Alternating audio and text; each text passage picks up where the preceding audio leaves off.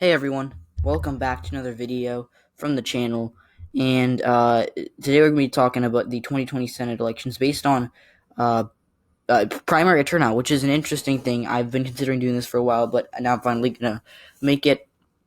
So we're just going to fill the states that wouldn't really be affected by this. Sorry, I forgot to fill those out earlier, but maybe West Virginia would. We're just gonna take a look at that for 1 second. But so yeah, these are all the states that would not really be affected. Since we're giving West Virginia, I think we're gonna put Virginia as not as affected. But again, guys, I'm really sorry, but the face reveal. I thought I had an open window, but apparently not. So that sucks, guys. I'm sorry about that. But I'll have to do my best. I will try to get it out as soon as I can because I did promise you guys that, and I will answer your questions. So if there are any questions, I guess it's a blessing in disguise because you can still put them in the form. So we're going to be talking about primary turnout, and we're going to start with the state of Alabama, the Senate election there. Let's actually just go find the. I just want to find. There we go. All right, Alabama, the Alabama Senate election. So primary turnout is not going to look good for the Democrats. Obviously, there are more registered Republicans than Democrats in Alabama, but the Republican primary, if I find the results, the runoff, I want to just find. So essentially, Tuberville, they combined for 551,000 votes. Doug Jones and company combined for a lot less than that, I bet. If I can find the Democratic primary, there it is. They're not going to show the results. So, okay, he ran unopposed, so that's interesting. But so Doug Jones, since there's no data, we're just going to go with solid red. So then we're going to go over to the state of Alaska, where there should be some primary turnout information, because I'm pretty sure Gross didn't run unopposed because he wasn't the incumbent, but again, we don't know that. So the Libertarian Democratic Independence Party, Al Gross, and again, Edgar Blatchford, who is a professor, did run for Senate. So they combined for 62,000 votes, but Gross got the majority of votes. So Gross, they combined for 62,000 votes. Sullivan probably actually got around the same. So Sullivan just barely wins by 3,000 votes. So that's a tilt state. Although again, he's the incumbent. So again, that doesn't really matter. Now we're going to go to the state of Arizona, which is another competitive race between Martha McSally and Mark Kelly. In the Republican primary, remember Martha McSally did have a challenger, Daniel McCarthy, that's who it was, and they combined for 732,000 votes, whereas Kelly, they combined for only 666,000, which is really, really weird. So, you actually have to put that as a lean Republican state. McSally winning by less than 100,000 votes, that'd be maybe lean, maybe tilt. I'm not going to do the math. But that would be very, very interesting to see because she's not the favorite by any means. She's expected to lose this race. Arkansas is not competitive, so we're going to go to Colorado now, and we might actually see some weird results here. Cory Gardner combined for only 554,000 votes. He ran unopposed for that nomination, whereas John Hickenlooper and Andrew Romanoff, he came, he did better than some people thought. They combined for 998,000 votes. So you win that by 300,000 votes. You'd probably win that by a likely margin. So, yeah. All right.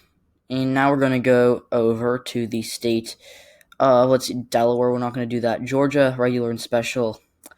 We're going to see the Georgia Senate election, just do the special election, even though I don't think the Democrats screwed up there. But Purdue got nearly 1 million votes, which is very good for an incumbent.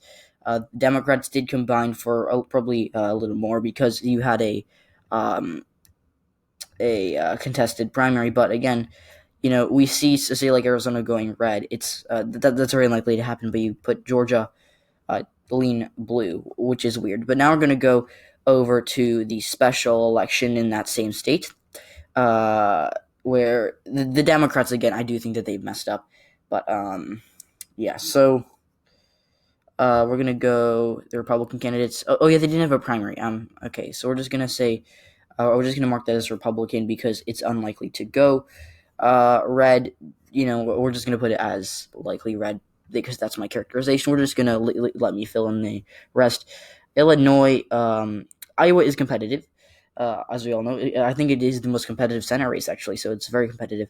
And the primary turnout is pretty good for Joni Ernst. I mean, she got 229,000 total votes. Teresa Greenfield and company combined for a little more, actually. So you put that at 30,000 votes. Oops. You put that in tilt. I think that could be lean. Again, I'm doing mental math here. I could figure it out if I had a calculator on hand, but I'm not going to do that just yet. So Kansas. This is an interesting one. Barbara Bollier and Roger Marshall going at it, but there was high turnout for the Republicans because of the fact that you had a very contested primary there, and they came out for 416,000 votes. The Democrats probably did a lot worse than that. So by that standard, you'd probably have that be likely, maybe safe. But yeah. And now we're gonna go to Kentucky, which I think I labeled that as I haven't filled that one out yet. Again, I don't know why my computer's being laggy. It just is deciding to be laggy. I apologize. But so the Republican primary, Mitch McConnell did have one primary challenger that was somewhat competitive. Wesley Morgan, that's what I was thinking of. So they combined for 413,000 votes. The Democrats, I might have beat them. Yeah, the Democrats beat them based on primary turnout by around 100,000 votes, which is very, very interesting that you'd see that. Them winning that by over 100,000 votes, that would be something. That would be a sight to behold. I wonder who the candidates are. So, now we're going to go to the state of Maine between Susan Collins and Sarah Gideon. This is a competitive race, even though I think we all know who is favored to win. That's Sarah Gideon, for those of you who don't know. She had 162,000, or the Democrats combined for 162,000 votes. The Republicans combined for around half that. So you had this being very, very. I think that'd actually be safe if they won. Winning by twice the amount. Yeah, that would probably be safe. And then going over to let's see who's next. Massachusetts is not competitive. Michigan, though, I do think will probably it will in all likelihood be competitive. The polling is narrowed up there between James and Peters, but the Democratic primary, the Democrats got over 1 million votes, which is a good sign. That the Republicans got over 1 million as well, but less. So you'd have it as lean Democratic. And then I think Minnesota is next. Yes, Minnesota between Jason Lewis and Tina Smith. Tina Smith is actually losing to her challenger early on. But yeah, so they combined for 570,000 votes. The Republicans actually came very. They did not come close to that because I was expecting them to be having a higher primary turnout, but they did not. They only had around half that. So Minnesota would be safe by that standard. So that's essentially what you have around the Rust Belt regions. Democrats doing very well in the Rust Belt. And then Mississippi, I know I labeled it as competitive. It's not really that competitive, but I just don't want to see the primary turnout, which is probably not good for the Democrats. So the Republicans, 235,000 votes. The Democrats combined for more than that, that is weird. So Mississippi, I never thought I'd do this, but you have to label that as lean Democratic, which would be very, very strange. I don't know what...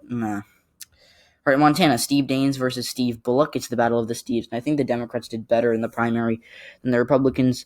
Yeah, so Daines got 219,000 votes. Bullock, I was wrong. So they win that by essentially a likely margin. So the Democrats, they're winning in all these weird regions like Kentucky, Mississippi. The Republicans win in Montana. So that certainly is a sight to behold.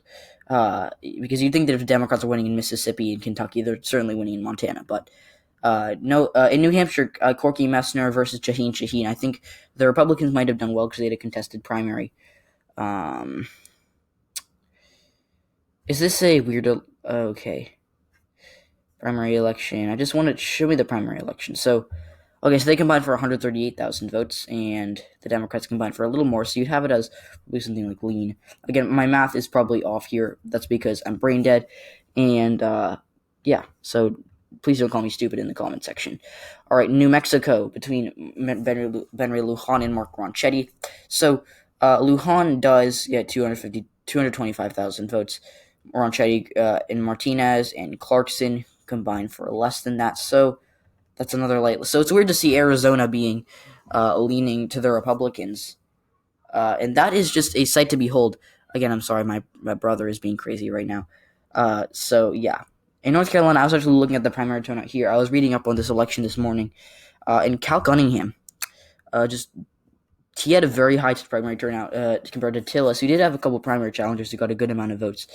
And they still couldn't beat him. They got 780,000 votes. Cunningham and Derica D. Smith got over 1 million. So by that standard, you have the Democrats doing very very well in North Carolina. So they're at 52 seats now. They're winning in Kentucky. They're winning in Mississippi, but they're losing in Arizona. So again, this is not a very accurate way to. And this is part of the reason why I do not.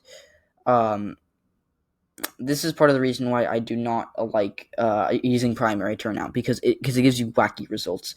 It's kind of like why the primary model is not that accurate in predicting elections. So yeah, South Carolina. When you look at the the Republican primary, first of all, they combined for 470,000 votes. The Democrats might have actually beat them, if I can find Democratic primary.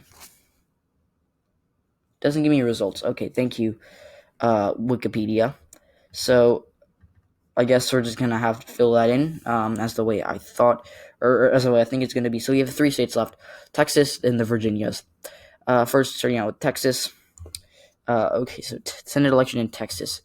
I'm gonna pull up the primary turnout for the Republicans. First, I believe they got over 1 million votes. Yeah, well, almost 2 million. So basically 2 million votes for them. The Democrats got close to that. So you'd only have it being, tilt or lean. I'm just gonna put it as tilt.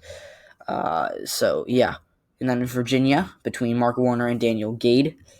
So Daniel Gade, they combined for 309,000 votes. Warner, does it show me the primary turnout for the Democrats?